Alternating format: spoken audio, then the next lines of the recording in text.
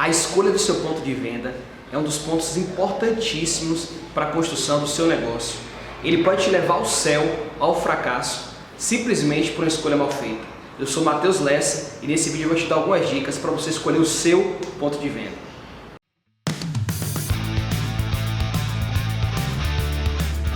Eu estava como se fosse uma vítima ou alguém que não soubesse o que realmente estava acontecendo.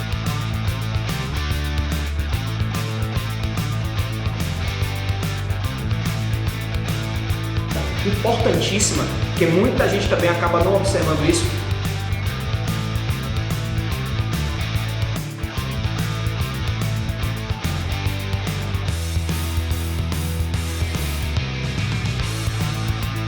Eu tenho propriedade para falar sobre ponto de venda, porque eu já tomei 2 tapas, vamos dizer assim, em relação a isso, e aprendi, né, a lição de casa em relação à escolha de ponto de venda. Tanto na primeira loja como na segunda loja, eu tive alguns percalços, assim, vamos assim dizer, que me ajudaram a entender mais e me cobrar em relação à importância desse ponto na construção do meu negócio. Eu quero te falar a história da segunda casa, que foi a seguinte: um belo dia eu estava com a casa aberta, né, funcionando tudo normal, e me aparece um oficial de justiça com um ofício em relação à integração de posse. Enfim, foi uma confusão, né, porque existia uma ação no ponto ao lado do ponto que eu tinha alugado, uma ação judicial de reintegração de posse, e eu não sabia que essa ação estava correndo, e essa ação contemplava um espaço de terreno que aparentemente parecia ser dos dois pontos comerciais. Na verdade era só do ponto vizinho. Enfim, deu uma confusão gigante, tive que entrar em contato com a imobiliária, tive que ligar para o proprietário, trazer escritura. Depois de tudo isso, é que realmente eu fui me atentar da criticidade que existe por trás, né, de uma locação de um ponto de venda ou da compra de um ponto de venda. Então eu decidi gravar esse vídeo para te dar algumas dicas que eu não sabia, que eu queria saber no meu negócio, e que talvez vai te ajudar na escolha do seu ponto de venda para que você não sofra algumas coisas que eu passei, porque foi um grande susto.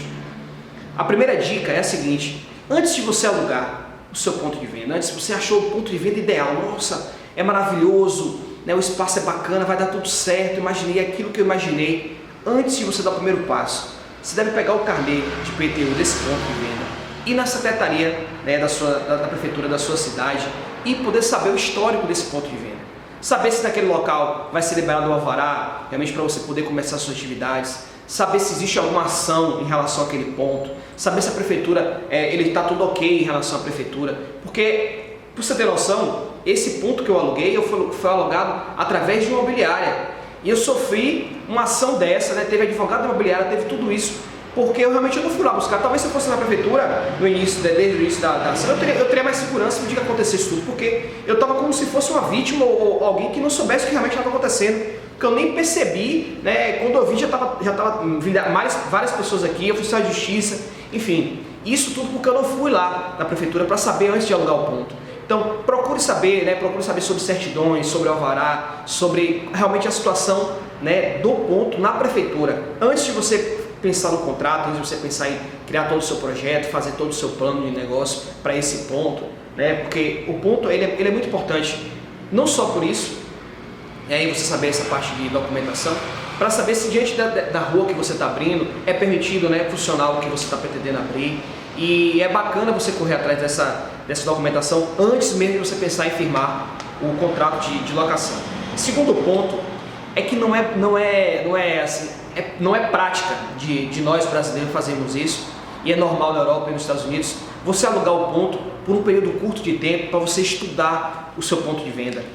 Eu estou dizendo isso porque às vezes a gente olha para o ponto, acha que é maravilhoso e não pode fazer um contrato de 30 dias para poder realmente estudar o ponto antes de realmente fazer um contrato maior de 5, 10, 15 anos, enfim.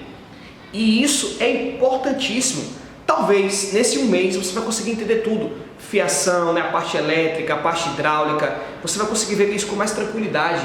Às vezes no calor do momento ali você acaba não observando isso, você não acaba observando, estudando realmente o ponto de venda que você está para alugar, e é um contrato que é de anos para o seu negócio. Então você deve estudar ele com tranquilidade, levar, se você puder, se estiver contratando um arquiteto, levar o arquiteto, se tiver que envolver engenheiro, levar o engenheiro, se tiver que envolver um design de interiores, levar o design de interiores, antes de você firmar um contrato longo, né? faça isso, faça um contrato curto de 1 mês, estude seu ponto, veja se ele é viável para você poder começar suas atividades, beleza?